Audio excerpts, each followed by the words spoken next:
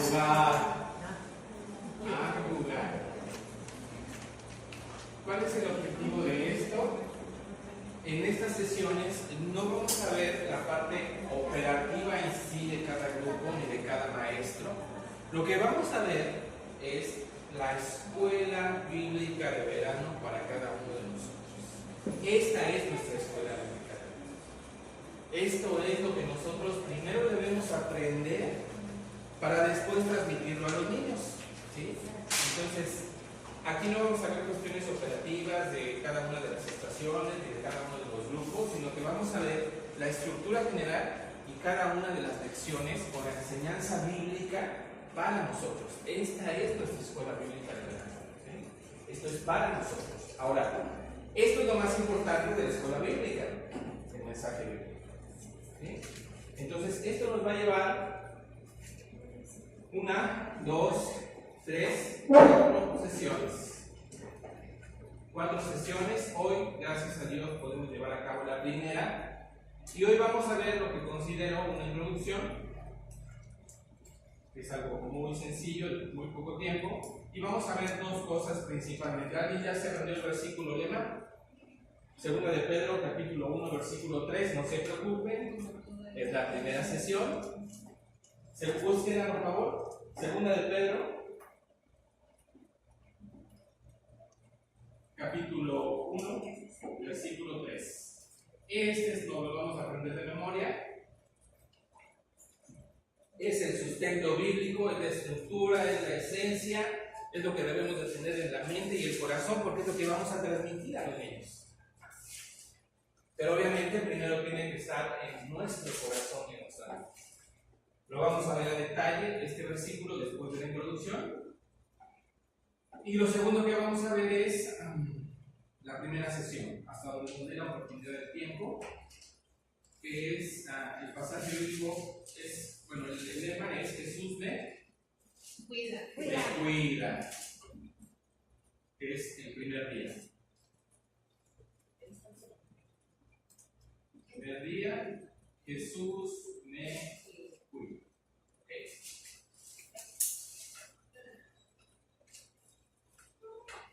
¿Todos tienen esto? Esto es un juego de copias que normalmente en el ministerio hay impreso.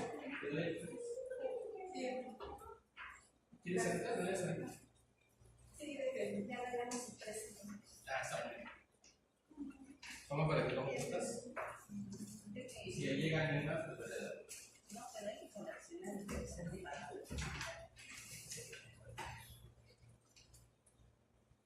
Esto es lo que vamos a ver y así los siguientes días ya saben que veremos el día 2. Jesús me da esperanza. Me da esperanza. El día 3, Jesús me ayuda a creer. Ay, no más. El día 4, Jesús me ama. Y el día 5, Jesús me da gozo. ¿Sí? Lo vamos a ver, ustedes ya saben entonces la secuencia. Primero Dios, esto es lo que vamos a hacer.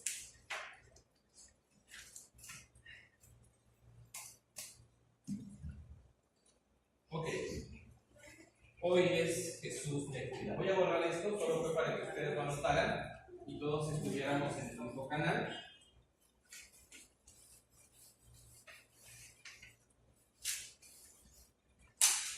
¿Qué te gustaba jugar en la primaria? ¿Para qué eras bueno jugando? ¿Para qué no eras bueno jugando? Canicas y fútbol. ¿Eras bueno para las dos cosas? ¿Para ninguna de las dos? Para las canicas sí, para el fútbol no. Hermana Yasmín, ¿para qué era buena usted cuando era niña? ¿A qué le gustaba jugar? En la escuela, ajá, con su en la casa. casa a las muñecas. A las muñecas. Además, algo un poquito más movidito que las muñecas. Nunca de deporte. O sea, la tenía que hacer deportes porque tenía que hacer en la escuela, pero me gustaba. A ustedes cogían hasta el final siempre. Ya todos los equipos completos guardaban Yasmín. Ahora sí me gusta uno, la natación. Perfecto. ¿Y usted cree que tiene las destrezas necesarias para practicar la natación?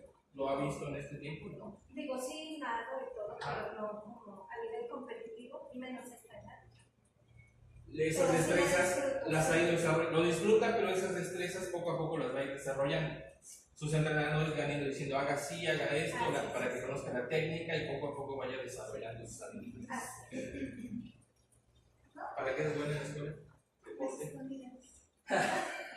Es un hacerse chiquito para que no te vean, estar por aquí. Pasar desapercibido. ¿Hermana? Bueno, a mí en la primaria la verdad era correr, me encantaba correr. Correcto. Pero en la secundaria me gustó mucho el fútbol. Y el fútbol. ¿Y era buena en el fútbol? ¿O más o menos?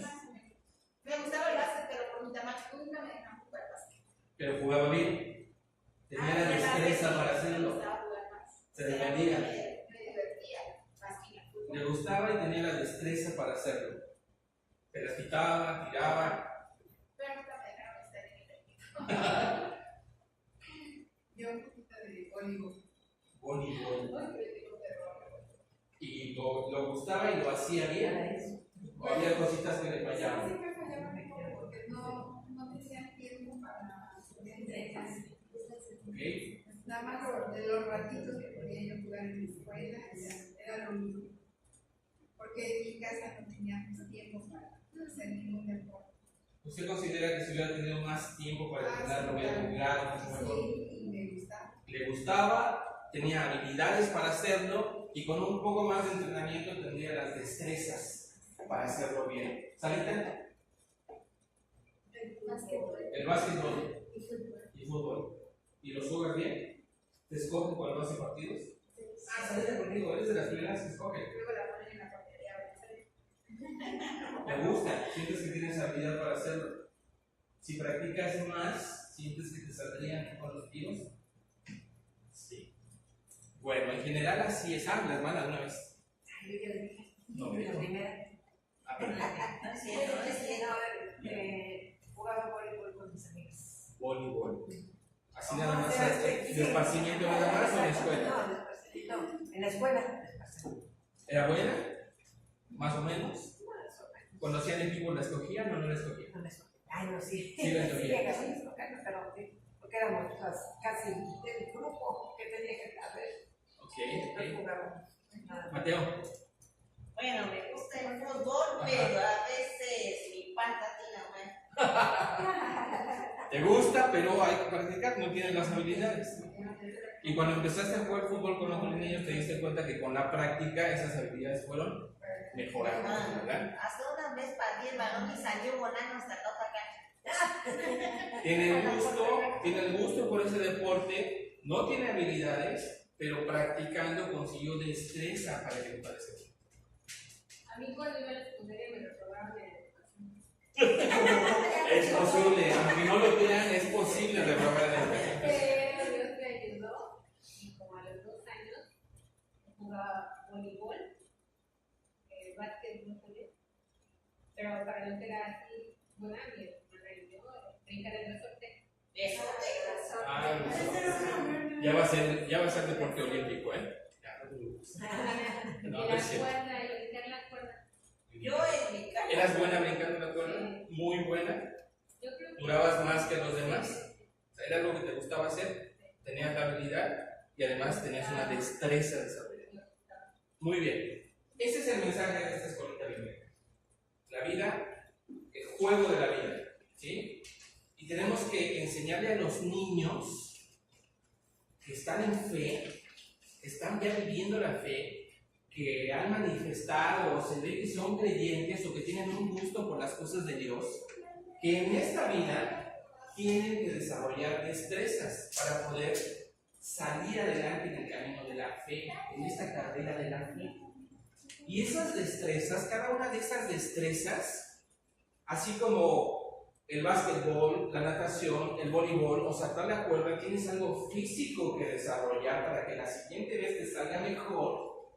Estos 5 días, los niños tienen que aprender que estas destrezas las tienen que desarrollar. Tienen que confiar que Jesús los cuida. Tienen que confiar que Jesús les da esperanza. Tienen que confiar que Jesús los ayuda a creer. a crecer, ¿no? A creer, dice. A creer es la parte de Tomás. A creer que Jesús los ayuda a amar, porque porque se saben amados. Jesús les ama, se saben amados, y en este juego de la vida, pues ellos pueden amar. Y tienen gozo. Tienen gozo. Esas son destrezas en este juego que todos debemos de desarrollar. Todos debemos de desarrollar. Este es un resumen, estas 5 destrezas o estos 5 días en la escuela única de vacaciones, para nosotros como maestros, nos debe de dar un esquema de lo que es vivir en santidad. Estos 5 días es un resumen de lo que la palabra enseña a lo largo y ancho de toda la escritura, de lo que es vivir en santidad. Si alguno de nosotros duda que Jesús es alguna de estas cosas en su vida, tenemos que revisar nuestro corazón. No está leyendo las reglas del juego de la vida. Así es. Este juego de la vida, a jugar, va a servir para que veamos que estas destrezas es necesario desarrollarlas. Este es el manual. Este es el manual de juego. Buenas tardes, adelante. Buenas tardes. Este es el manual del juego. Adelante, Perdón. Material para ellos. Hola, ¿qué dices tú? Igualmente.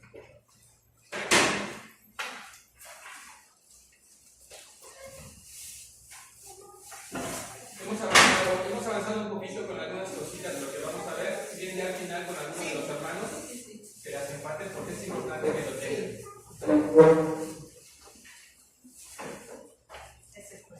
Entonces en este juego que vamos a jugar con los niños durante 5 días, ellos deben de aceptar, asimilar, entender, comprender y utilizar el manual de juego, que es este. Este es el manual del juego. Lo deben de aprender a decodificar. Si yo les pongo esto a ustedes, yo voy a saber si alguna vez practicaron este deporte igual que yo. ¿Alguien sabe con qué se ponen estas notaciones? Fútbol americano. ¿Sí?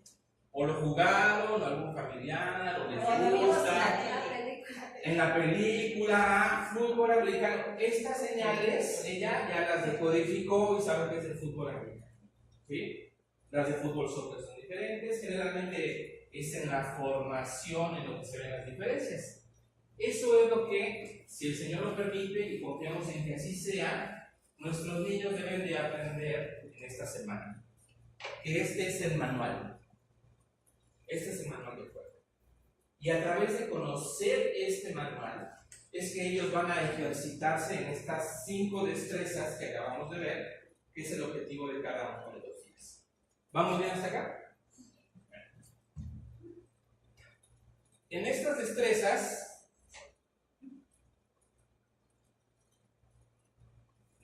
el versículo lema, segunda de Pedro 1:3. ¿Pueden leerlo, por favor, que lo diga? Adelante, de acuerdo, vamos, porque si tienen ese trabajo en equipo. 2, 3. Con todas las cosas que pertenecen a la vida y a la piedad nos han sido dadas por su divino poder mediante el conocimiento de aquel que nos llamó por su gloria y excelencia. 1:3. Hay 2 cosas importantes, 3 cosas importantes, muy importantes, que vamos a destacar de este versículo y el por qué, me parece a mí, que los hermanos de Lifeway lo escogieron para esta parte de la jugar. Lo primero es vida, en el versículo. ¿Sí lo identifica? Sí. Vida. Pertenecen a la vida. ¿Okay? Y de la vida aparecen 2 más. ¿Cuáles son? Conocimiento y piedad. Que pertenecen a la vida y a la piedad. Les voy a leer el mismo pasaje en otras 2 versiones de la Biblia. Escúchenlo nada más para que tengamos una perspectiva un poquito más amplia de lo que significa este versículo. En la traducción del lenguaje actual dice así: Dios utilizó su poder para darnos todo lo que necesitamos y para que vivamos como Él quiere. Otra vez, ¿Es el mismo? es la traducción al lenguaje actual. Dice, también la Biblia, el lenguaje sencillo, lo tiene de la misma manera. Dios utilizó su poder para darnos todo lo que necesitamos y para que vivamos como Él quiere. Dios nos dio todo eso cuando nos hizo conocer a Jesucristo. Por medio de Él nos eligió para que seamos parte de su reino maravilloso. Otra vez, escuchen. Dios utilizó su poder para darnos todo lo que necesitamos y para que vivamos como Él quiere. Dios nos dio todo eso cuando nos hizo conocer a Jesucristo. Por medio de Él nos eligió para que seamos parte de su reino maravilloso. Esta es la segunda de Pedro 1:3. Nada más que en otra versión. Las dos partes. Como que está más entendido. ¿Se entiende mucho más? Por el tipo de redacción que tiene la Reina Valera, pueden entenderse muy bien la idea. Ahí les la otra en la palabra de Dios para todos. Con su poder divino, Jesús nos da todo lo que necesitamos para dedicar nuestra vida a Dios. Todo lo tenemos porque lo conocemos a Él, quien nos llamó por su gloria y poder. ¿Sí? Pueden revisarlo en su casa. Lo importante es que lleguemos al mismo sentir que el apóstol Pedro cuando el Espíritu Santo lo inspiró a escribir esto. La palabra de Dios para todos, traducción en lenguaje actual. Las pueden buscar así, traducción en lenguaje actual, palabra de Dios para todos. En resumen, para este juego de la vida necesitamos el manual. El manual es el conocimiento. ¿Conocimiento de qué? La palabra y la piedad. ¿Qué será la piedad? ¿El amor? Las destrezas. Sí, el amor. habilidades. Las habilidades. Rasgos de carácter. Tus rasgos de carácter. Cómo vives, cómo operas, cómo juegas este juego. ¿Y eso quién nos lo da? Dios. La palabra. El manual. La ciencia del Conocimiento. ¿Sí lo vemos? Entonces, es muy importante que tengamos esto en claro. El que los niños desarrollen habilidades físicas en cada juego simplemente es una enseñanza natural de algo espiritual. ¿Sí? Lo natural es lanzar la pelota. Lo espiritual es, estás preocupado por tu hermanito que está lanzando la pelota. O solamente estás ocupado en ti, en querer estar, en querer ganar. ¿Sí lo vemos?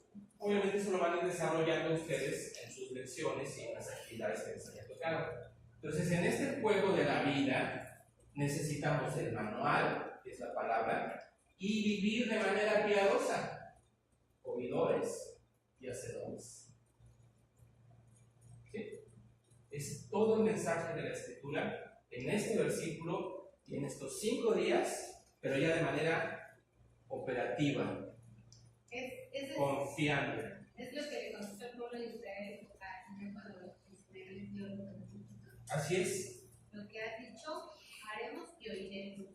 Hacemos y oiremos. En Éxodo capítulo 19 y 20, cuando la nación de Israel ha salido de Egipto y están a pie del monte Sinaí, el Señor audiblemente empieza a hablarle a toda la nación y escuchan los 10 mandamientos.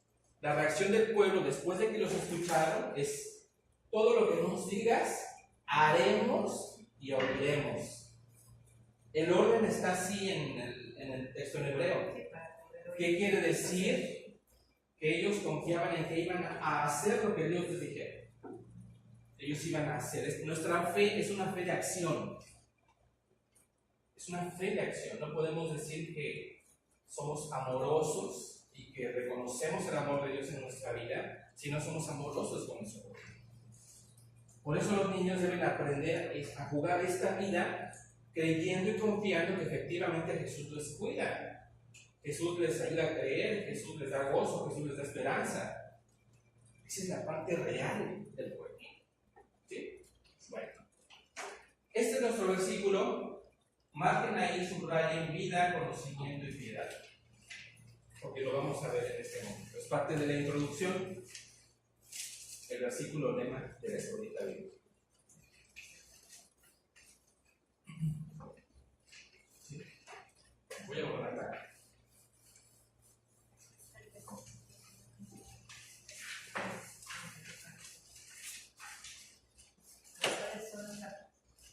Vida, conocimiento, piedad. En el versículo 3 del capítulo 1. Estamos hablando de esto, ahorita vamos a pasar a este. Estamos hablando de la introducción, es el versículo lema. Primera y segunda carta de Pedro, del apóstol Pedro. A grandes rasgos, y esto es muy importante para el mensaje y para el contenido de la escuelita bíblica que está basada en este versículo. Primera de Pedro, casi todos los estudiosos están de acuerdo en que se escribió entre el 64 y 65 después de Cristo. Y la segunda de Pedro entre el 66 y el 68 después de Cristo. ¿Por qué mencionamos esto? Porque es muy importante por el contenido de este versículo. Muy importante. El 64 y 65 después. Después de Cristo. Y la segunda 66. 6 y 68 después de Cristo. No hay ninguna duda, casi todos los estudiosos están claros en que ambas son del apóstol Pedro, ya grande, y que las escribió desde Roma. A pesar de que en la primera carta él dice que está en Babilonia. Pero Babilonia era una forma secreta que tenían los apóstoles de referirse a Roma, para no ser descubiertos, desde Roma. Las escribió desde Roma. ¿Por qué es importante esto? Porque en estos años en que el apóstol Pedro escribió estas dos cartas, de donde sale este versículo, que es nuestro versículo lema, está gobernando Nerón. Y ya todos sabemos lo que significa Nerón. ¿Sí? Nerón es una figura en la Biblia, ahora en este momento y en la historia, que es el equivalente a Amalek. ¿Alguien sabe quién es Amalek? ¿Alguien recuerda quién es Amalek? ¿Quiénes son los amalecitas? ¿Es descendientes de Saúl? En el Éxodo, Génesis, ¿no? En el tiempo de Saúl y David, ¿qué pasó con los amalecitas? ¿Alguien lo recuerda? Un mensaje que Dios le mandó al rey Saúl. Dios le mandó a exterminar a todo el pueblo, ancianos, niños, ovejas, burros, vacas, que los exterminaron. El rey Saúl recibió una orden de Dios a través del profeta Samuel para que fuera a hacer la guerra a los amalecitas y los exterminara. Que terminara con todos, que no dejara nada vivo. Nada, animales, hombres, mujeres, todo, por lo que simbolizaban los amalecitas. Porque viene Desde Esaú. ¿Qué simbolizan los amalecitas? Todo lo que se opone a Dios. En la escritura, si tú encuentras Nerón, Amalek, Esaú, Edom, Herodes, es la misma línea de Herodes. ¿Sí? Todo esto es lo que se opone a Dios. ¿Sí? ¿De qué manera Herodes, cuando nuestro Señor Jesús estuvo en la tierra y nació, se opuso a Dios? Herodes el Grande. ¿De qué manera se opuso? Mandó matar a los niños de Belén porque él sabía que había nacido el Hijo de Dios, el Rey del mundo, le conocía la profecía y se opuso de manera directa a Dios, se rebeló contra él y mandó matar a los niños. Nerón, ¿de qué manera se opuso de manera directa a Dios? Así es. Los emperadores estaban locos, tenían la obsesión de reconstruir Roma, la incendió, y como toda la gente del pueblo sabía que él estaba loco y Nerón fue el que lo quemó, lo único que hizo fue pasar esa ira y ese odio hacia los cristianos. Yo no fui, fueron los cristianos. Ellos dicen que tienen otro reino, que tienen otro rey, que tienen un único Dios. Yo no fui, fueron ellos. Se opuso a Dios y hizo unas barbaridades increíbles con los primeros cristianos. Amalek, ya vimos. Amalek descendiente de Saúl.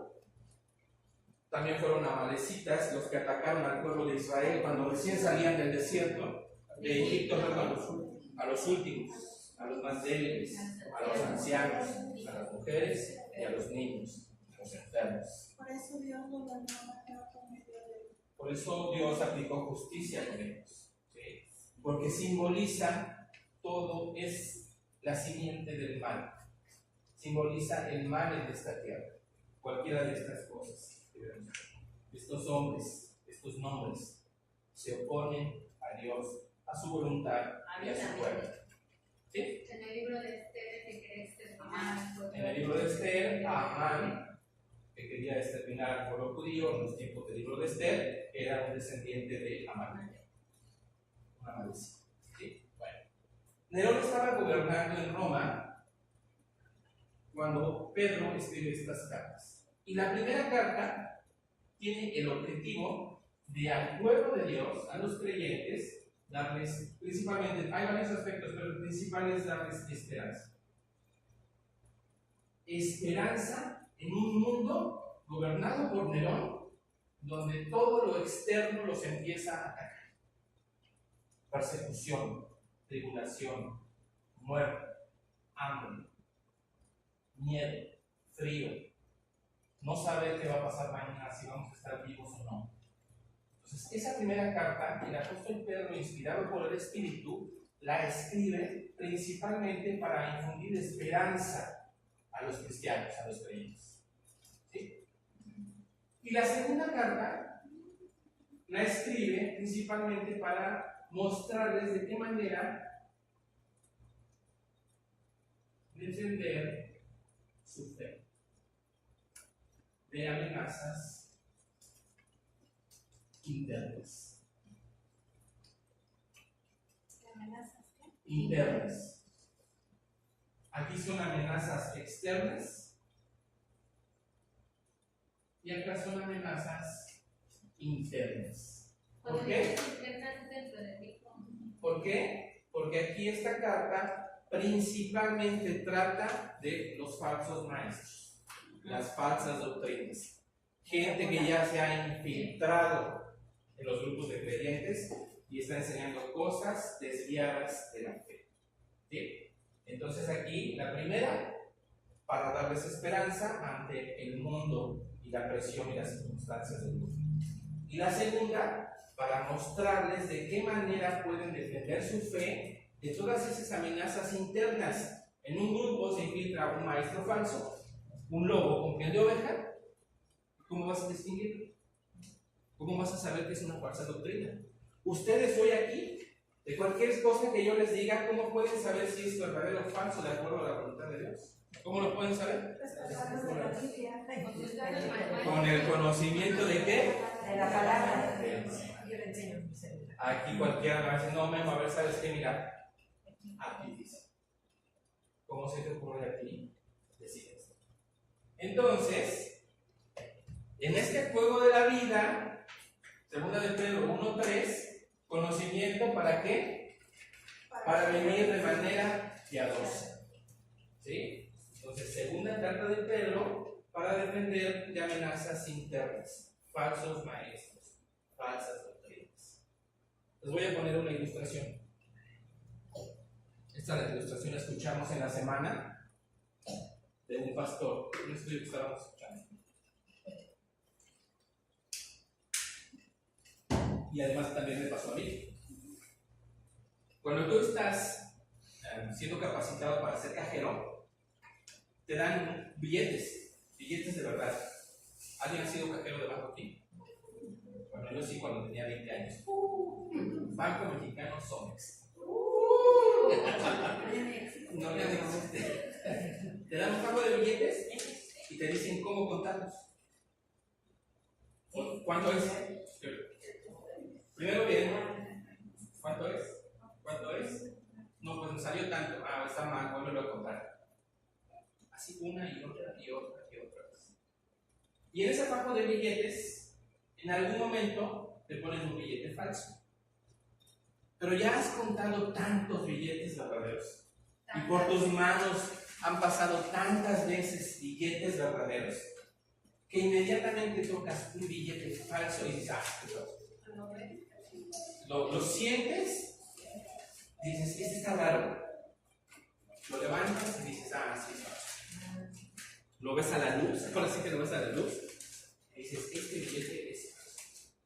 Esto exactamente lo mismo es la recomendación que nos va a hacer el apóstol Pedro en esta carta. ¿De qué manera podemos identificar las falsas doctrinas para defender nuestra fe? Conociendo la verdad. Conociendo la verdad. Se repite por lo menos 7, 8 veces conocimiento en esta carta. ¿Cuántas? ¿7, 8 veces?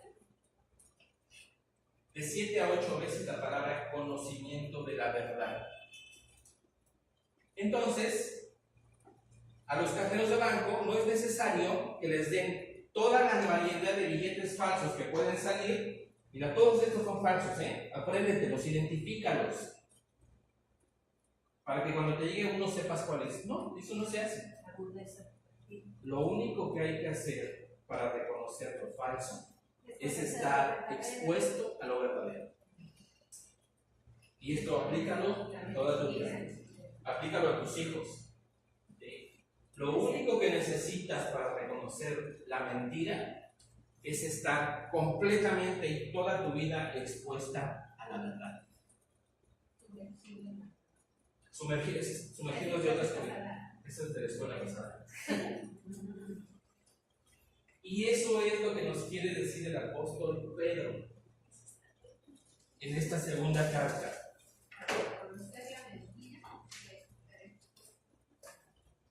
Para estar preparados para el gran juego de la vida y ponernos a jugar y que nuestros niños aprendan a jugar, deben de tener el conocimiento absoluto y total de la verdad para vivir de manera piadosa. Cuando se enfrenten a la mentira, lo van a identificar. Cuando se enfrenten a una falsa doctrina, lo van a identificar.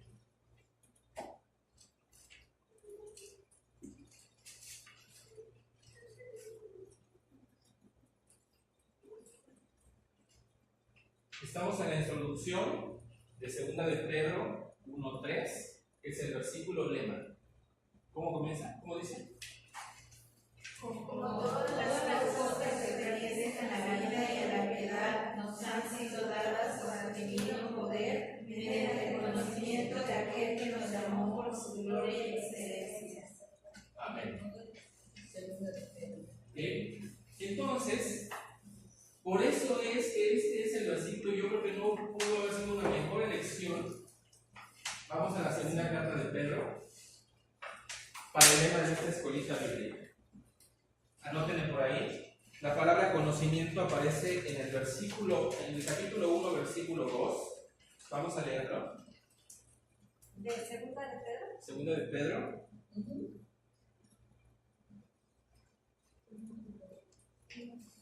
Segunda de Pedro, capítulo 1, versículo 2. Dice así: gracia y paz os sean multiplicadas en el conocimiento de Dios. Gracia y paz multiplicadas en el ¿qué? Conocimiento de Dios y de nuestro Señor Jesús. Primera vez que aparece conocimiento como tal. Gracia y paz multiplicadas en el conocimiento de Dios y de nuestro Señor Jesús. Y después inmediatamente en el versículo 3. Como todas las cosas que pertenecen a la vida y a la piedad nos han sido dadas por su divino poder, mediante el conocimiento de aquel que nos llamó por su gloria y excelencia. Todas las cosas que pertenecen a la vida y a la piedad son a través del conocimiento de Dios, de su palabra. En el versículo 5 dice: vosotros también, poniendo toda diligencia por esto mismo, añadid a vuestra fe virtud, a la virtud conocimiento, y al conocimiento dominio propio, al dominio propio paciencia, y a la paciencia piedad. En el verso 8 Esa es la quinta vez en el verso 8. La quinta es en la cuarta es en el verso 6. También lo leímos ahorita. 5 y 6, así es. La quinta vez en el versículo 8 dice: porque si estas cosas están en vosotros y abundan, no os dejarán estar ociosos ni sin fruto en cuanto al conocimiento de nuestro Señor Jesús. Otra vez, conocimiento. Para que nos quede claro. El apóstol Pablo nos está bombardeando y nos está diciendo: ponte a estudiar tu Biblia. Apréndete tu Biblia. Pregunta: ¿en qué año se estima que el apóstol Pedro escribió su segunda carta? Entre el 66 y el 68 después de Cristo. Cuando el apóstol Pedro está diciendo la escritura, la palabra de Dios, ¿a qué se está refiriendo? ¿Está hablando de las cartas de Pablo? ¿Está hablando del Apocalipsis? ¿De qué está hablando Pedro? Del Antiguo Testamento. Del Pentateuco, de los profetas y de los libros ancianos. ¿Sí? Torá, profetas y los escritos. La palabra Torá en hebreo para el Pentateuco significa instrucción. Torá, instrucción. Así es. En hebreo, en el Antiguo Testamento, para referirse a su propia palabra, el Señor utiliza la palabra Torá, que significa instrucción. En la Septuaginta, que fue la traducción que hicieron de los libros hebreos al griego, alrededor del año 250 a.C., a la Torá le llamaron Pentateuco, porque son 5 libros, Pentas. ¿Sí? Los que escribió Moisés, así es. Y la palabra Torá, que significa instrucción, generalmente se traduce como ley. Sí significa ley, pero lo más preciso es decir instrucción, porque viene de una raíz hebrea, la palabra yara, que significa dar en el blanco, dirigir.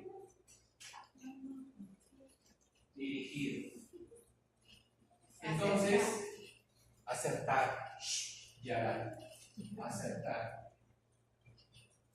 Entonces, el apóstol Pedro nos está bombardeando en esta primera carta diciendo: acércate a la palabra de Dios. Acérquense al conocimiento de la palabra de Dios. ¿Para qué? Para lo que nos va a advertir en el segundo capítulo, que son los falsos profetas y maestros. Nadie te va a poder engañar en la medida en que conozcas la Escritura. Nadie. Nos quedamos en la quinta vez, que es en el verso 8. Luego, en el segundo capítulo, en el versículo 20, dice así. Capítulo 2, versículo 20. Dice: ciertamente, si habiéndose ellos escapado de las contaminaciones del mundo por el conocimiento del Señor y Salvador Jesucristo, enredándose otra vez en ellas, son vencidos, su postrer estado viene a ser peor que el primero. Nuevamente conocimiento. Le conocieron, pero no le conocieron. Cuando le creyeron, Un presbiteriano te diría no le conocieron, es verdad. Nunca les creyeron. Solamente fueron afines, se hicieron adeptos, pero realmente nunca tuvieron una relación con Dios, porque la salvación no se puede perder. Ya es una decisión de Dios predestinada. Un bautista te diría sí. Fueron salvos en algún momento, pero no vivieron con temor y temblor y la perdieron. El Señor no hace excepción de personas. El que se quiera salvar se va a salvar. El que se quiera perder se va a perder. Hay libre albedrío, ¿no? Sí. Lo importante es que vivamos con temor y temblor en nuestro juego de la vida, sabiendo que este es el manual y las destrezas que debemos adquirir para vivir. ¿Sí? ¿Vamos bien hasta acá? como dice usted, el fin del discurso es Así es. tener a Dios y Igual a sus mandamientos al final de eso. No averigües. Eso está en la mente del Señor. Ocúpate. Vive como Él quiere que vivas. ¿Esa cuál fue? Segunda de Pedro. 2, 20. y vamos ahora a ver la última. Aparece 7 veces. Con esta conjugación así tal como conocimiento, aparece 7 veces. Vamos al capítulo 3, verso 18, que dice así. ¿Fuerte? Antes bien, crecer en la gracia y el conocimiento de nuestro Señor y Salvador Jesucristo.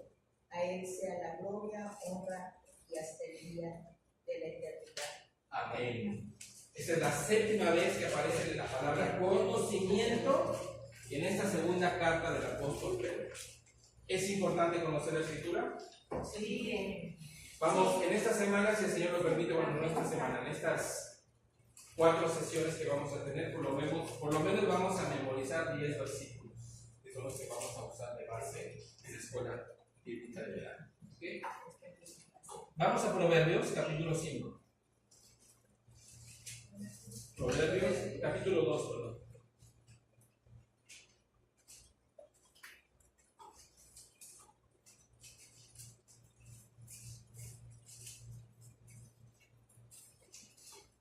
Proverbios capítulo 2.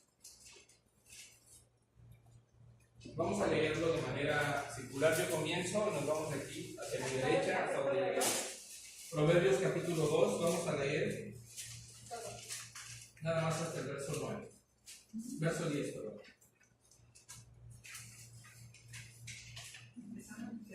Yo comienzo. Proverbios capítulo 2, versículo 1 dice la Escritura: Hijo mío, si recibieres mis palabras y mis mandamientos, guardares dentro de ti. Haciendo estar atento tu oído a la sabiduría, si inclinares tu corazón a la prudencia, Si clamares a la inteligencia y a la prudencia, diles tu voz.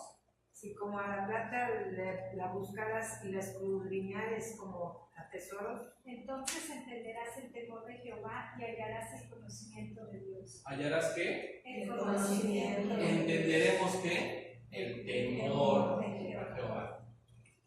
El temor. Verso 6. Porque Jehová ha dado sabiduría, y de su boca viene el conocimiento y la inteligencia. ¿De dónde viene el conocimiento y la inteligencia? ¿De la boca de quién? De la boca de Dios. ¿De dónde salió esto? De la boca de Dios. El manual de vida salió de la boca de Dios. Son sus palabras. Y él mismo nos lo está recordando en un proverbio. Y en muchos lugares de la Escritura. El que sigue, por favor. Él provee de sana sabiduría a los rectos, es escudo a los que caminan rectamente. Es él que guarda las veredas del juicio y preserva el camino de sus santos. Entonces entenderás justicia, juicio y equidad y todo buen camino. ¿Es? sabiduría vendrá tu corazón y el conocimiento te impulsará la vida. Verso 11. La discreción.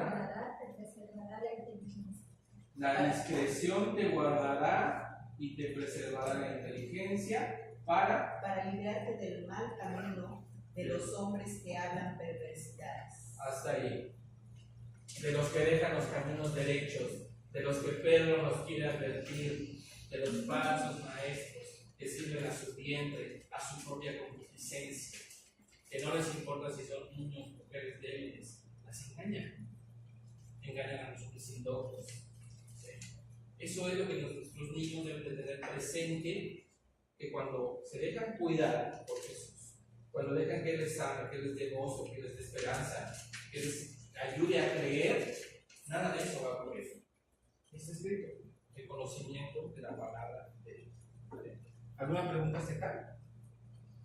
Bueno, esta es una muy breve, pero muy breve estudio de esta carta, digo, de este versículo de 2 de Pedro 1:3, que es lo que nos sirve como base y versículo lema de esta escuelita bíblica de verano. Acá hay otro 18.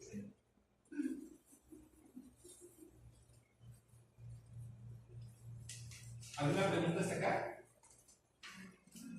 ¿Quién sabe aprender el versículo de 2 de Pedro capítulo 1, versículos 3 al 7? ¿Del 3 al 7? ¿Quién dijo yo?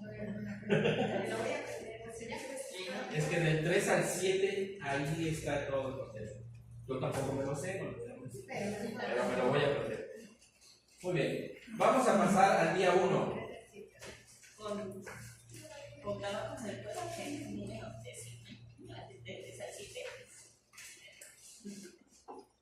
Vamos al Evangelio de Lucas.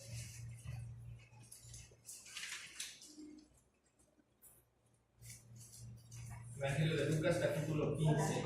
Hola, buenas tardes. Buenas tardes. Lucas.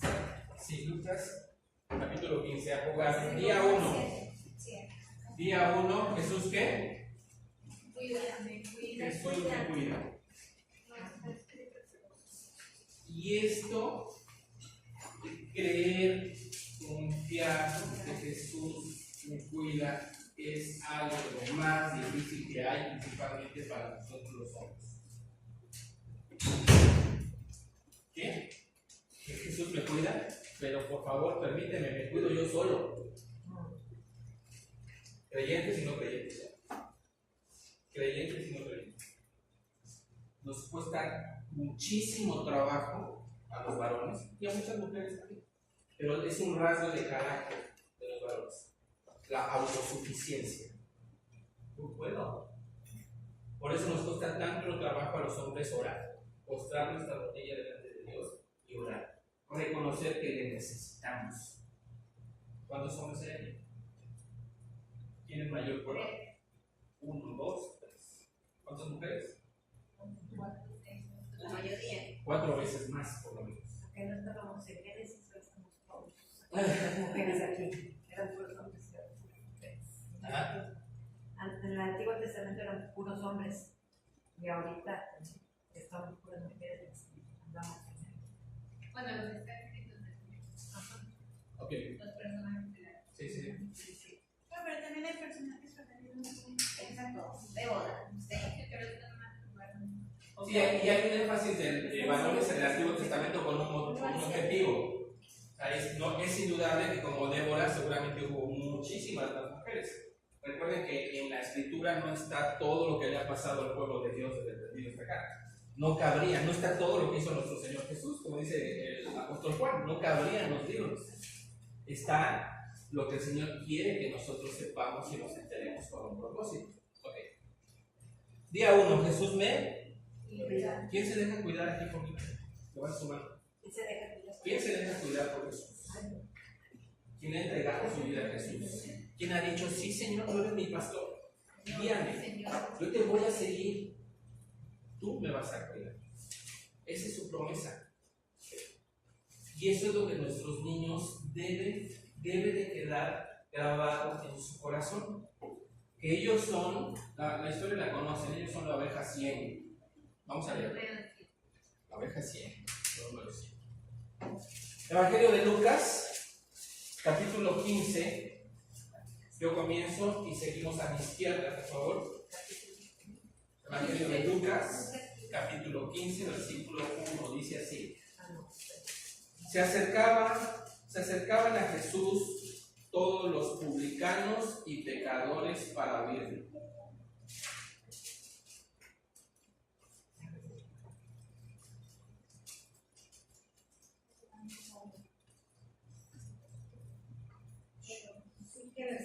El verso 15, verso 2.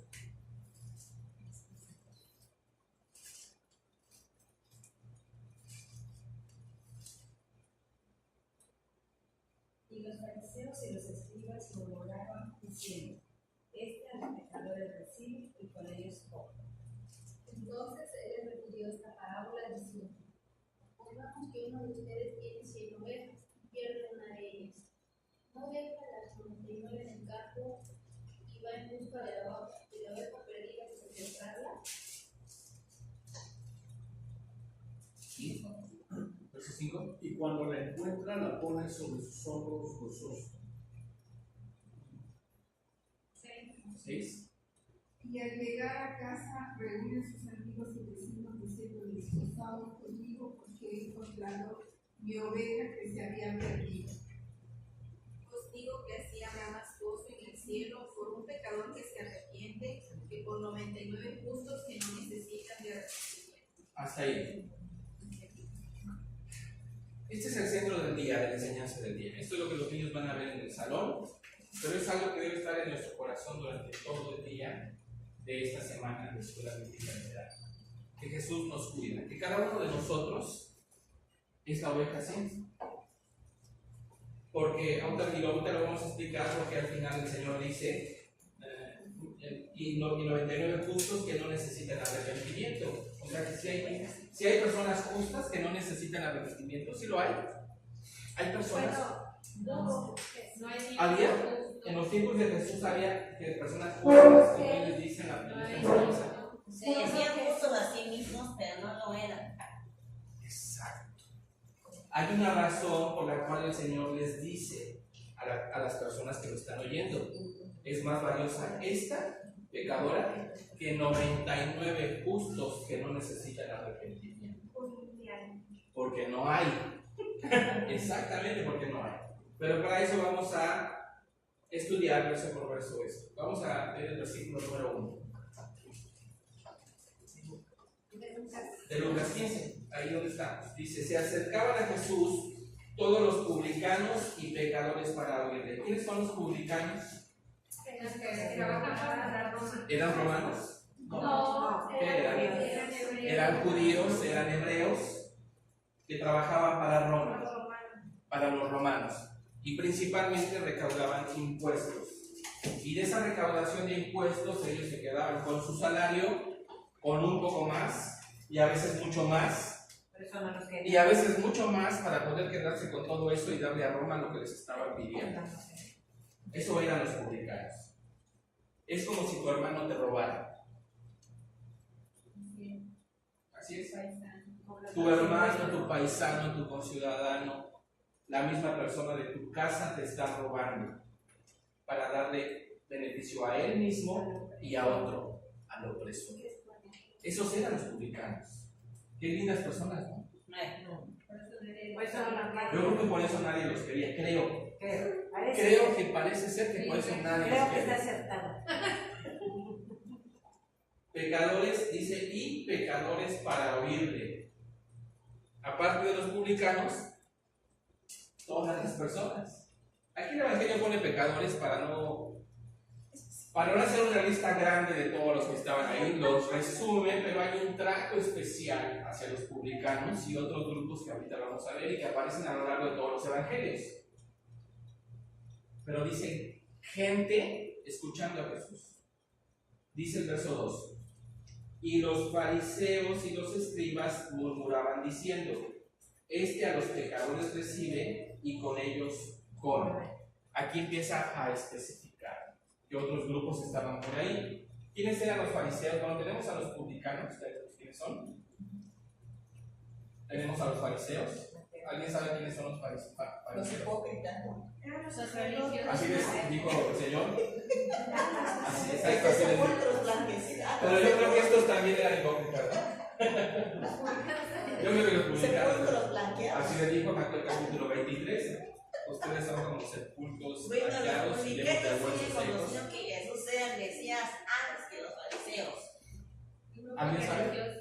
Era un grupo, una de las sectas o grupos. Cuando digo la palabra secta, no piensen que están ahí con un muñeco vudú y poniendo alfileres. La palabra secta significa grupo, y bíblicamente es eso, un grupo. Los fariseos eran un grupo religioso, muy religioso. Demasiado. Muy religioso. Su nombre en hebreo eran los Parushim. Parushim, que significa, ¿qué, Mateo? Apartados. Luego apartados, lo que tenían con tiempo. Apartados. ¿Okay? Y el origen de los fariseos es un origen con un muy buen objetivo. Los fariseos surgieron aproximadamente, hay dos teorías, una que es alrededor del año 580 a.C. en Babilonia, y otra que los ubica alrededor del año 160, 165 a.C., ahí mismo en la tierra judía. En ambos casos, los historiadores los identifican como que ellos se apartaron de las influencias del mundo para seguir guardando la palabra de Dios. ¿Okay? Para guardar la palabra de Dios. Eso no estaba tan mal, ¿verdad? Eso no estaba mal. Su inicio fue con un muy buen objetivo: apartarse del mundo para guardar la palabra de Dios. Esto durante la cautividad de Babilonia, algunos. Y otros creen que ya como grupo, o sea que sí surgieron ciertas características en Babilonia, pero que ya como grupo, como tal, como Parushim, como fariseos, fue durante este tiempo que es la conquista de los griegos. Alejandro Magno,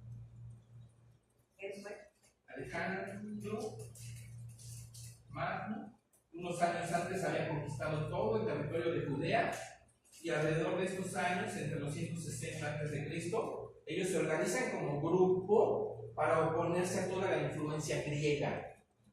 Ellos eran hebreos, ellos hablaban del Dios de Israel, del Dios de Abraham, de Isaac y Jacob, así como nosotros, de Moisés, de los profetas, de los salmos, de la sabiduría que viene de la palabra de Dios. Y de repente llegan griegos a conquistarlos y les dicen: mira, tu Dios está bien, pero también este, y también este, y también este, y también este. Está muy bien que vivas de manera piadosa, que cuides tu alimentación y tu forma de vestir, pero mira, también existen los gimnasios que nosotros los griegos inventamos, y ahí puedes ir a hacer ejercicio completamente desnudo y nadie te va a decir nada.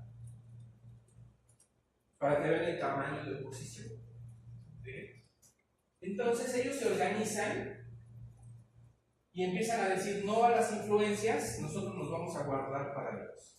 Pero ¿qué ocurrió? Con el paso de los años, ellos empezaron a aumentarle a la palabra de Dios. ¿Cuál fue su gran error? Hacer mandamientos de hombres. Aumentarle. Así es, los mandamientos añadidos. Bueno, ahora toda, bueno, la Biblia dice: maldito el que la añada y el que la quita. Mandamientos de hombres. Ya con detenimiento en tu casa, cuando leas los evangelios y veas los enfrentamientos que tiene nuestro Señor Jesús con los fariseos y los saduceos, te vas a dar cuenta que el Señor les dice: ustedes ponen por encima de la palabra de Dios sus mandamientos. Cuando el Señor se enfrenta a los fariseos y a los saduceos y a los escribas, no es por la palabra de Dios, es porque ellos han anulado la palabra de Dios por darle más importancia a los mandamientos añadidos, a los mandamientos de hombres, a las tradiciones.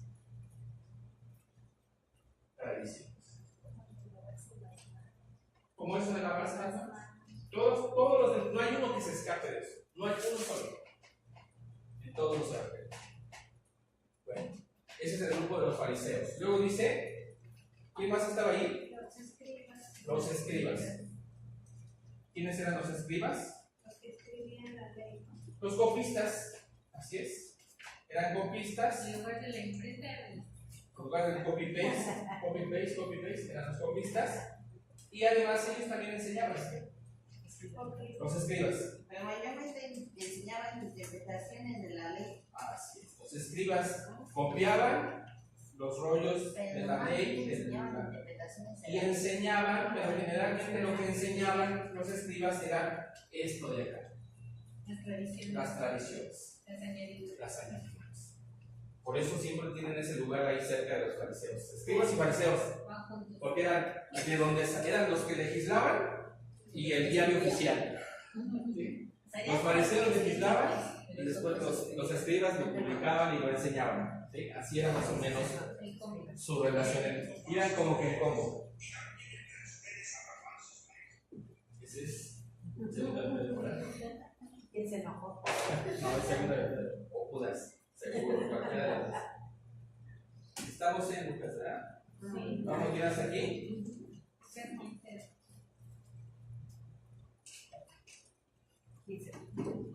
15, versículo 2, vamos a ver.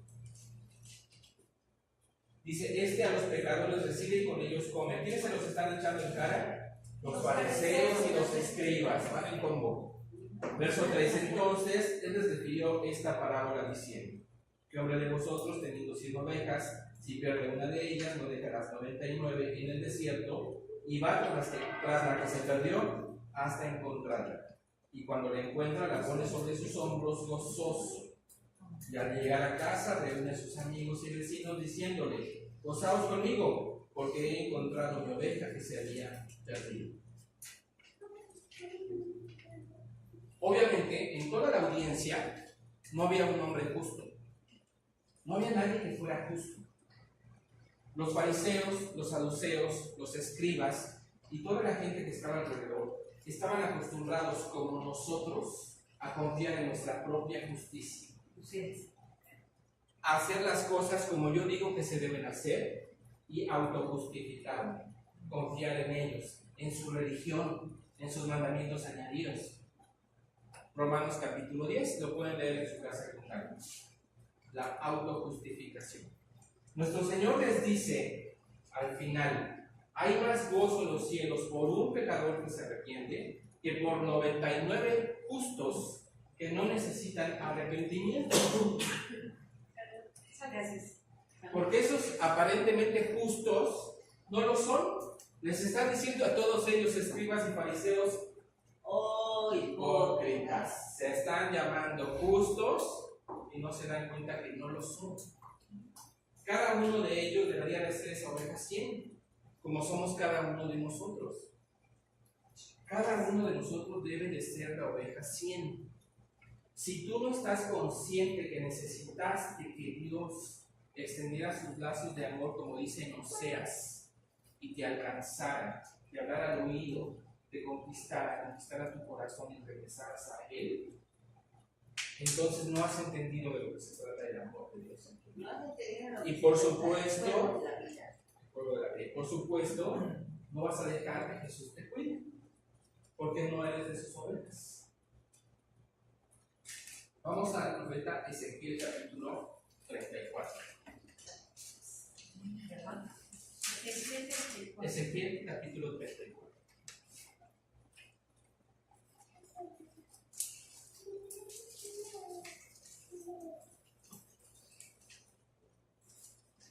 Vamos a ver aquí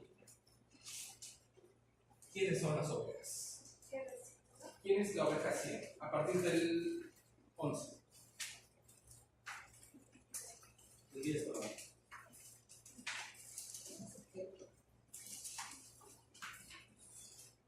Todos debemos de ser esa oveja 100 que sea de esta tierra. Si te consideras de la oveja de las 99, eres un falso justo, ¿sí? Que se está autojustificando en sus tradiciones, en sus mandamientos. Eres un falso justo. Así como dijo la hermana Alicia: hipócrita, sepulcro, blanqueado. Por eso yo nada más dice así cuando le botón allá en la pared. ¿Sí? Ezequiel capítulo 34, verso 10. Verso 10. Aquí el Señor, en este capítulo, está emitiendo un juicio muy fuerte contra los pastores asalariados. ¿Cuál es el contexto? El profeta Ezequiel está cautivo en Babilonia. Estamos hablando alrededor del año 580 a.C. El pueblo ha sido llevado cautivo, la nación de Judá, el reino del sur, ha sido llevado cautivo a Babilonia. Y el Señor está emitiendo este mensaje hacia los profetas, hacia los pastores de Israel, hacia la gente que tenía que haberle enseñado a su pueblo a guardar la Escritura, a vivir en santidad, y que no lo hicieron. Advertirle al pueblo que tenía que vivir en santidad y no lo hicieron, que les llaman falsos maestros, falsos pastores. Hagan de cuenta que es lo mismo que dice Pedro en su segunda carta y la carta de Judas. Los falsos maestros, aquellos que sirven a su bien, a su propia concupiscencia. Entonces aquí el Señor se lo dice a Ezequiel porque ya hubo un castigo, un juicio de Dios hacia el pueblo, que se los llevaron cautivos a Babilonia 70 años. Pero la segunda parte del capítulo 34 deja de hablar de los pastores asalariados, porque es bien fácil echarle la culpa al pastor.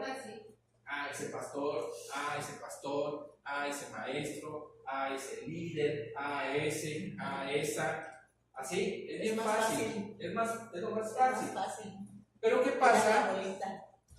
¿Qué pasa si nosotros dentro de nuestro corazón nos sentimos como la oveja, como las 99 ovejas justas que no necesitan arrepentimiento.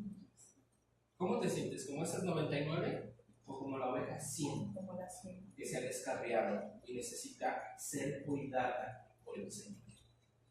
Entonces, en la segunda parte de este capítulo, Ezequiel, guiado por el Espíritu de Dios, nos habla a nosotros, las ovejas.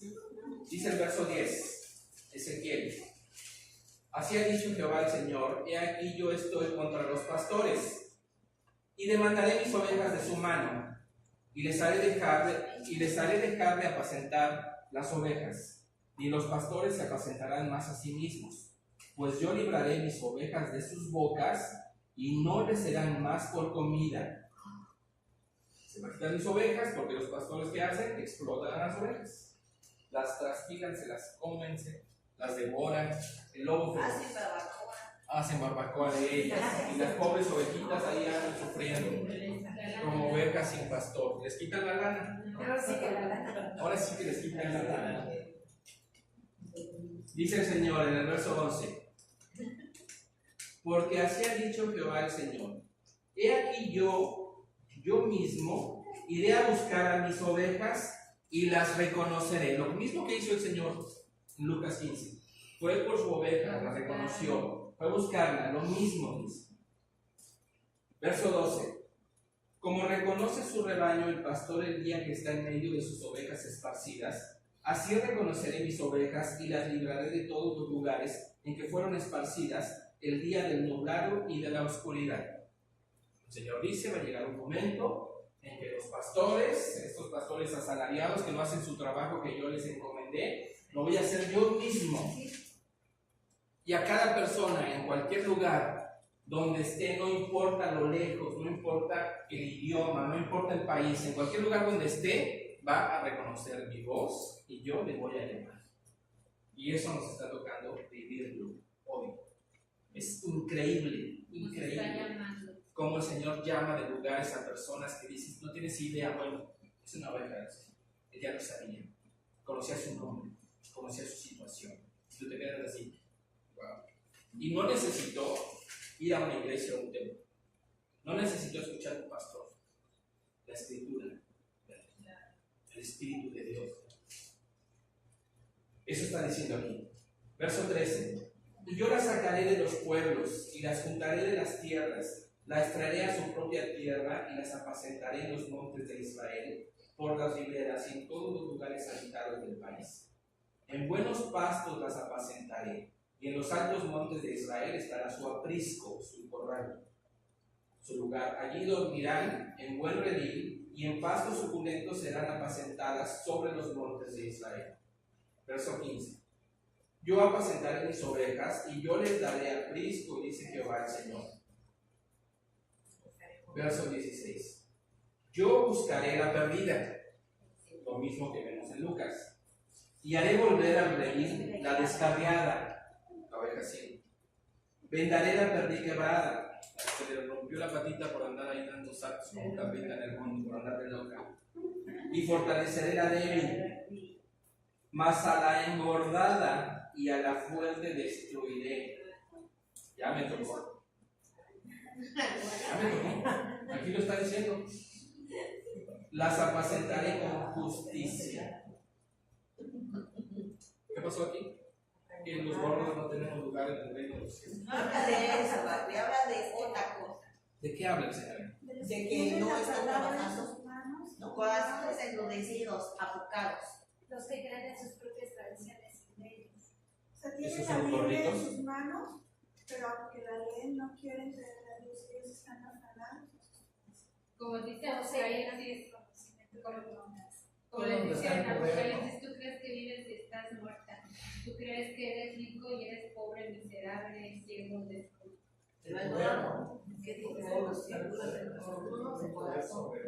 Estamos claros que el Señor está diciendo que no. Llenos de conocimiento, pero no lo hacen. Llenos de engordados de conocimiento. Así es, por ahí es. Estamos claros que el Señor está diciendo que a la débil, la quebrada, a la descarriada, todas las llamaré, pero a la engordada, dice, destruiré y le voy a aplicar mi justicia. A la soberbia.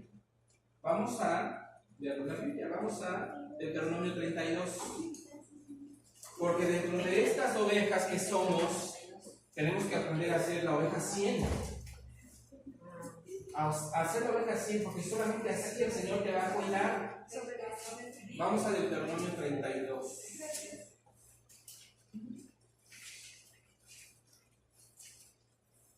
Deuteronomio 32. ¿Quién escribió Deuteronomio? Moisés. Dios te lo dio.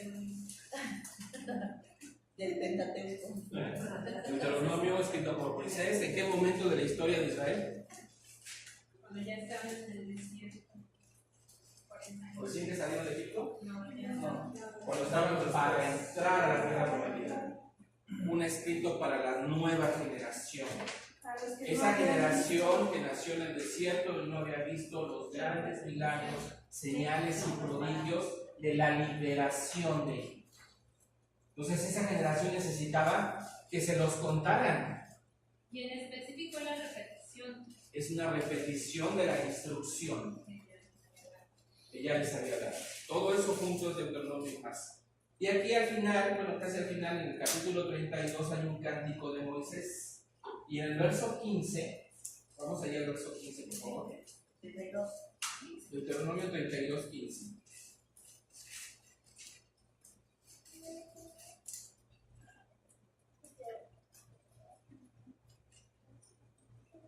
Voy a leer desde el 12 para que veamos el contexto. Está hablando de la liberación de Egipto. Dice, Jehová solo le guió, y con él no hubo Dios extraño. Está hablando del pueblo de Israel.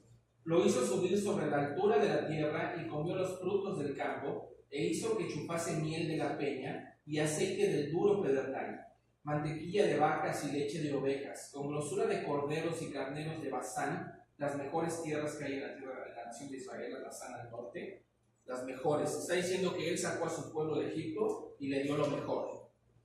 También machos cabríos con lo mejor del trigo y de la sangre de la uva, bebiste vino. Este cántico de Moisés está describiendo la liberación, lo que el Señor hizo por su pueblo, y el Señor les está diciendo a su pueblo, yo les di lo mejor cuando los saqué de Egipto a la libertad. Eso hace Dios con nosotros. Te saca de tu Egipto, te saca de tu pecado a la libertad y te da lo mejor. Te alimenta con el maná del cielo, que es su palabra. Por eso es tan grave cuando queremos despreciar y desechar su palabra. Cuando intentamos en las iglesias enseñar filosofía, psicología, consejería que no tenga que ver con la Biblia, cosas así, que son del mundo, no para el pueblo de Dios. Son muy respetables las profesiones, pero esto no se trata de una profesión del mundo. La palabra de Dios y su Espíritu es más poderoso que cualquier cosa que el hombre pueda inventar o creer. Entonces aquí le está diciendo, yo te di todo, te di lo mejor, pero, en el verso 15 dice, pero engordó Jesurún y tiró coces, engordaste, te cubriste de grasa. Entonces abandonó al Dios que lo hizo y menospreció la roca de su salvación. ¿Quién es Jesurún? Vamos a Isaías 44. Isaías 44, el profeta nos explica mejor. Si lo buscas en un diccionario bíblico también te lo dirá, pero aquí la misma Biblia nos dice en Isaías 44, verso 2.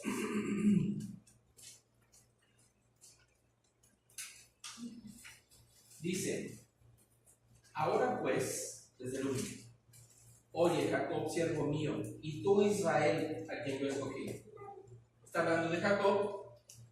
Jacob le cambió el nombre y le puso Israel, y así se llama también la nación, las 12 tribus de Israel, los 12 hijos de Jacob. Entonces está hablándole tanto a Jacob como a la nación completa. Verso 2, así dice Jehová, hacedor tuyo, y el que te formó desde el vientre, el cual te ayudará. No temas, siervo mío Jacob, y tú, Jesurún, a quien yo escogí. ¿Qué significa Jesurún en la Biblia? Israel, el escogido de Dios, el pueblo de Dios. Es una forma en que Dios se dirige a su pueblo, pero es como una manera despectiva. ¿Por qué? Porque ya está gordo. Porque ya la grasa, la mantequilla y todo lo que se comió le hizo engordar, engrosar su corazón, y es un corazón endurecido, lleno de soberbia. Por eso las ovejas gordas, las ovejas soberbias, ¿qué dice el Señor? Les va a aplicar justicia. Lo estamos viendo en el curso de evangelismo los domingos a la 1 de la tarde. Justo acabamos de ver ese tema.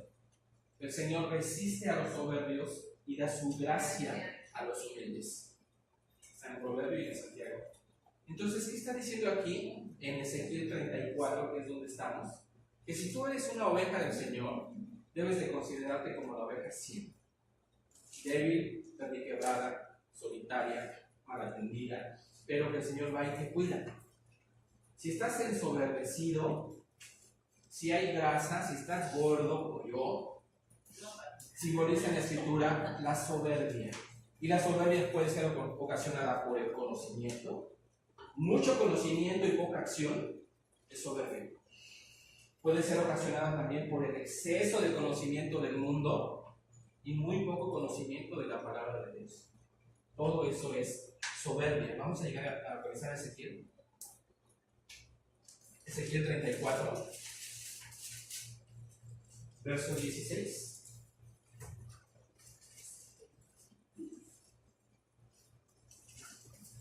Son las 6:24, les voy a robar 6 minutos más y concluimos. Ezequiel 34, verso 16. Rápido.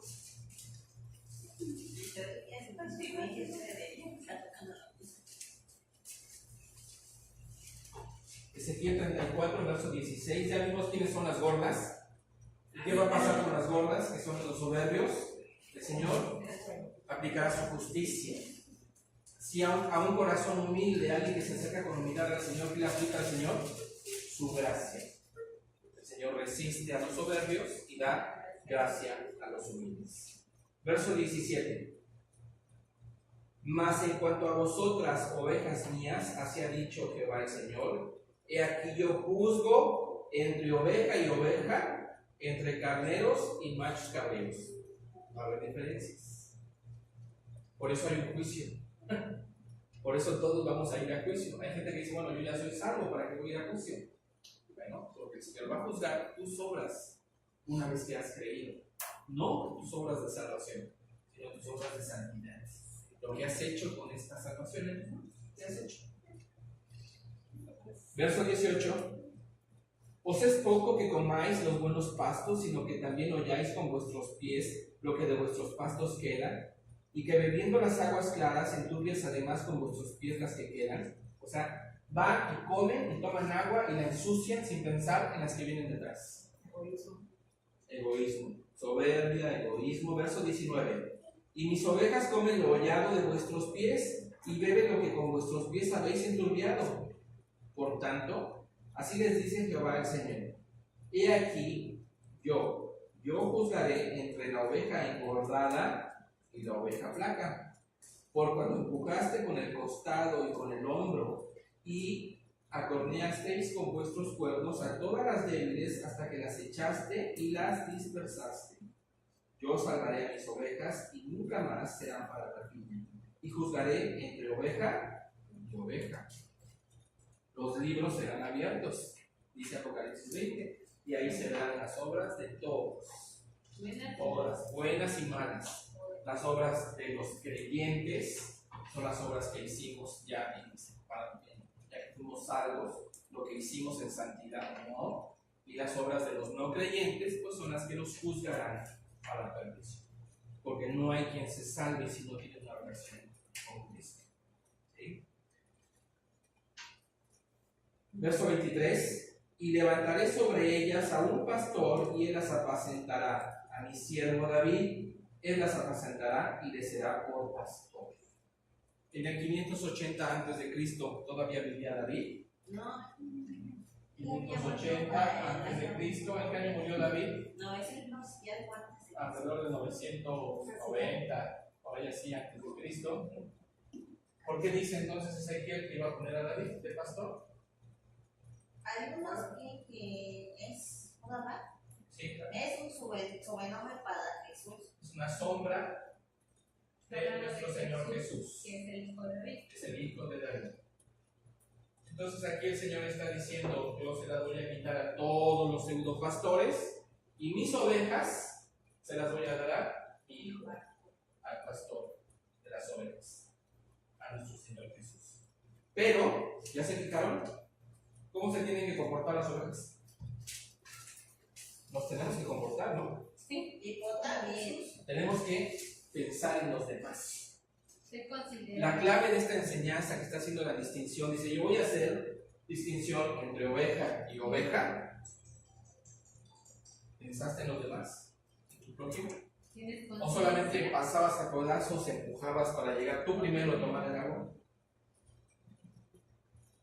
Tener conciencia, ser consciente, ser considerado. ¿Eras considerado con tus hermanos o solamente pensabas en ti? El Señor va a hacer distinción de todos esos rasgos de nuestro carácter. Y algo muy importante, en todas las ofrendas del Antiguo Testamento, que eran sombra de lo que había de venir, esta parte de aquí de los animales, donde está la grasa, lo más sabroso, la grosura, era para el Señor. Se quemaba en la ofrenda. Ni el sacerdote, ni levita, ni el que llevaba la ofrenda, nadie la comía. Esto era para el Señor. Así lo dijo su padre.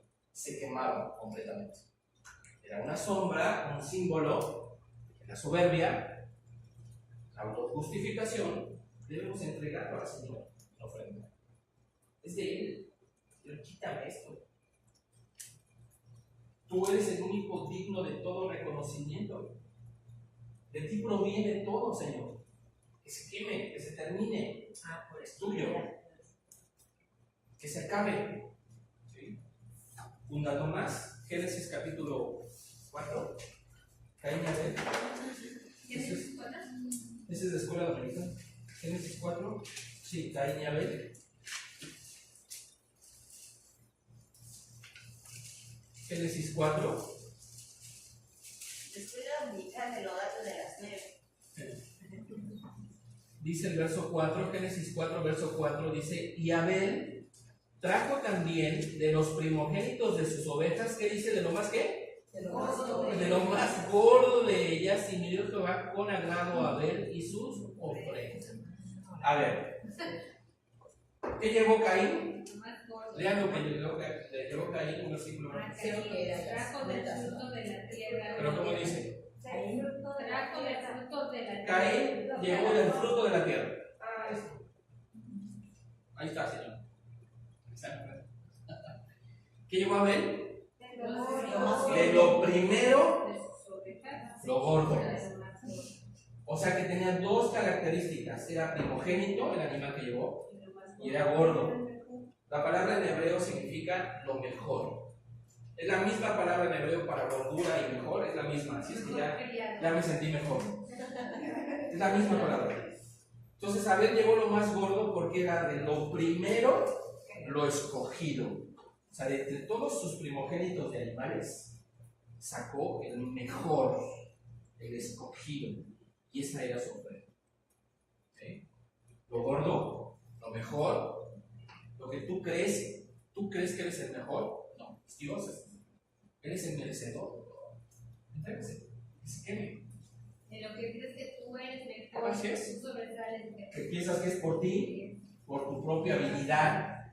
Entrégaselo a Dios. Es de Dios. Ponlo a servir a Dios.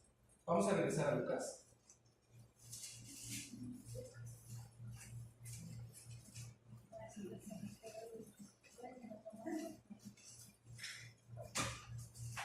Ya vamos a ver.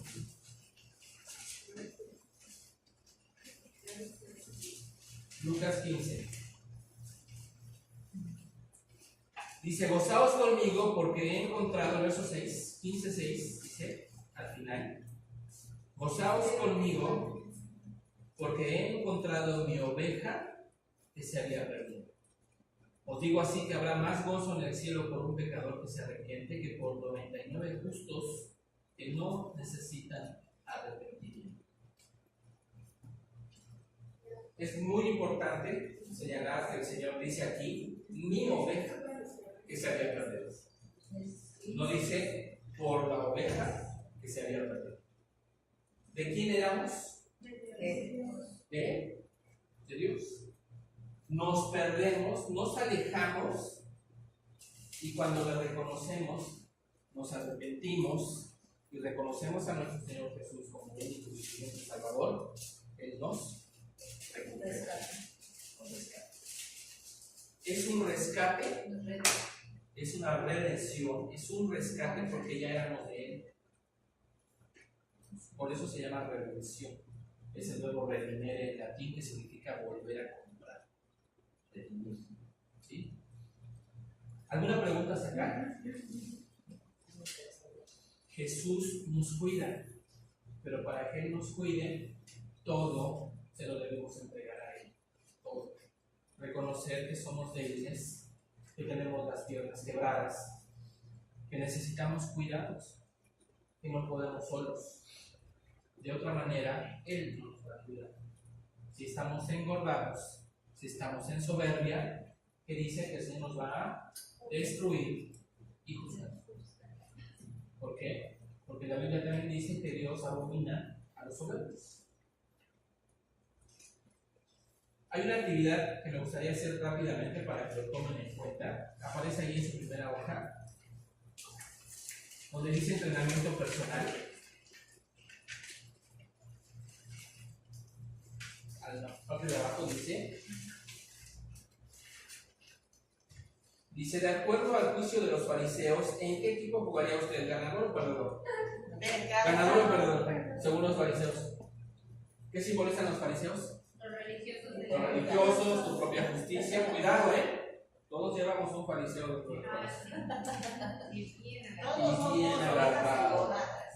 Todos podemos ser ovejas engordadas. Aunque prefieras una oveja flaca. Seguimos siendo ovejas, pero Él va a hacer distinción ese día, el día del juicio. Entre oveja y oveja. Oveja gorda, flaca. ¿Por qué estás gorda? ¿Por qué está flaca la que estaba al lado tuyo? Va a hacer distinciones. Entonces, ¿ganadores o perdedores según los fariseos? ¿Hermana Yasmín? Según los fariseos, ¿en qué equipo estarías? ¿Ganador o perdedor? ¿Ganadores o pecadores? Según los fariseos, pecadores. Sí. Verso, después dice, mire Mateo 9 del 10 al 13. ¿Alguien que busque Mateo 9 del 10 al 13, por favor? Mateo 9 del 10 al 13. Otra persona busque Lucas 19, 10.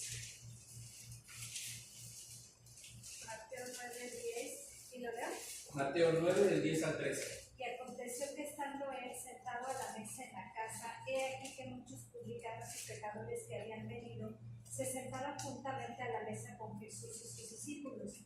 Cuando vieron esto, los fariseos dijeron a los discípulos: ¿por qué come vuestro maestro con los publicanos y pecadores? Al oír esto, Jesús les dijo: los sanos no tienen necesidad de médico, sino los enfermos. Id pues y aprended lo que significa misericordia quiero y no sacrificio, porque no he venido a llamar a los justos, sino a pecadores al arrepentimiento. Muy bien, gracias. Porque Lucas 19, 10. el Hijo del Hombre vino a buscar y a salvar lo que se había perdido. Muy bien. ¿Cómo describe Jesús su misión en esta tierra? ¿Vino a salvar a qué? A los pecadores. A los que estamos perdidos. ¿Y quiénes son los que están perdidos? Todos. Todos. Hasta ellos. Todos. Todos estamos perdidos. Todos. Y por su misericordia podemos decir, estamos salvos. Esta pregunta es muy importante, subrayala, ya vamos a terminar. ¿Qué puede hacer esta semana para ayudar a continuar con esa misión? ¿Qué es lo que podemos hacer en esta semana del 16 al 20 de julio para continuar con esta misión que hemos visto hoy? ¿Qué es lo que podemos hacer? ¿Con los niños o con nosotros? ¿O general? General. Primero que nada, reconocer nuestro pecado, porque somos esta oveja perdida. Primero reconocer que somos la oveja perdida. Somos la oveja ciega. Arrepentirnos. Arrepentirnos. Así es. Entregarle nuestro pecado a Cristo. Así es. Quemar la grosura. ¿Perdón? Así es. Entregarle el pecado y conocimiento de su palabra. Y después ya viene compartir. Esta semana hay que compartir. Hay que enseñarles este día. ¿Quién nos cuida? Jesús nos cuida. Si estás engordado, ¿te va a cuidar? No. Si estás soberbio, ¿te va a cuidar? No. Si te crees mucho, ¿te va a cuidar? Si te sientes el mejor, ¿cómo reaccionarían ustedes? Y ya con esto vamos a concluir. Si yo, y me voy a poner de ejemplo, pero es muy importante que pongan atención a esto. Yo como papá,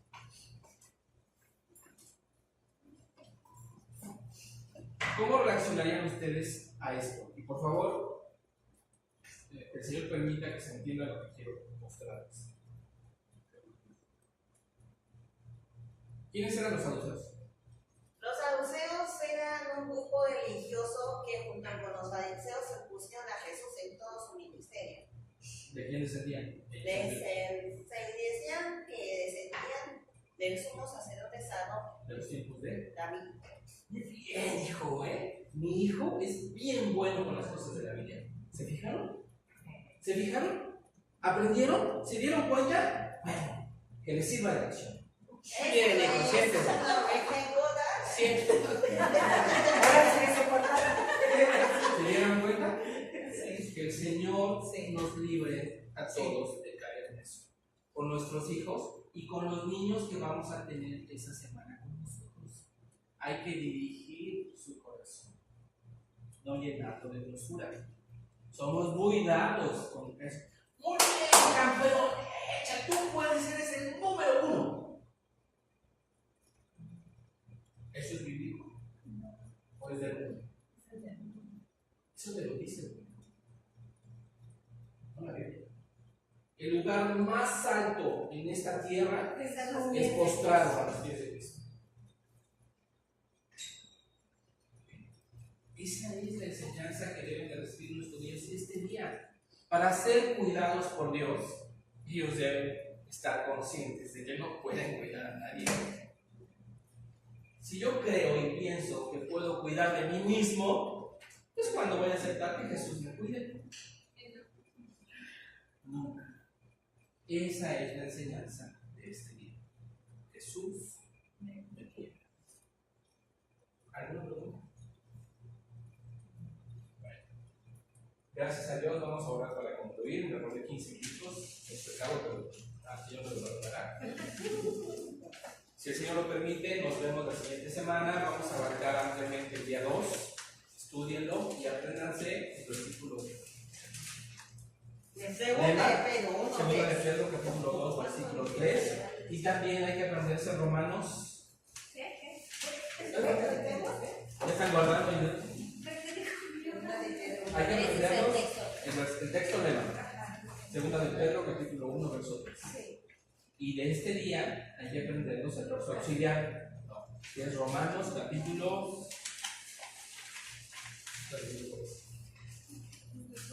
Romanos 8:5. Nosotros siendo aún pecadores, Cristo murió por nosotros. 5:8. Romanos 5:8. Ese es el versículo auxiliar de este día. No lo vimos. Ese es el auxiliar. Si se fijan, el contenido es lo que vimos.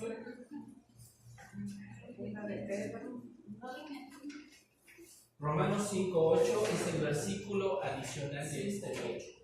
¿Okay? Mas Dios muestra su amor para con nosotros en que siendo aún pecadores, Cristo murió por nosotros. Eso es lo que tenemos que aprender. También están las promesas de la escuela dominical, así es que sale bien. Bueno. Dios, muchas gracias al Señor por este tiempo. Vamos a orar para concluir.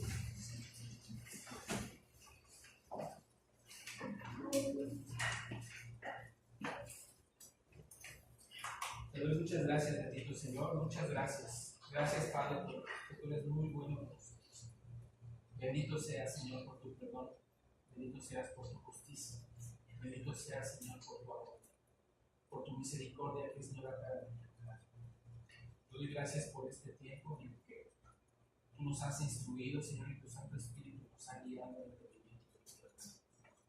Gracias, Señor, porque a pesar de mis carencias y de mis limitaciones, tu palabra profética más segura prevalece para siempre.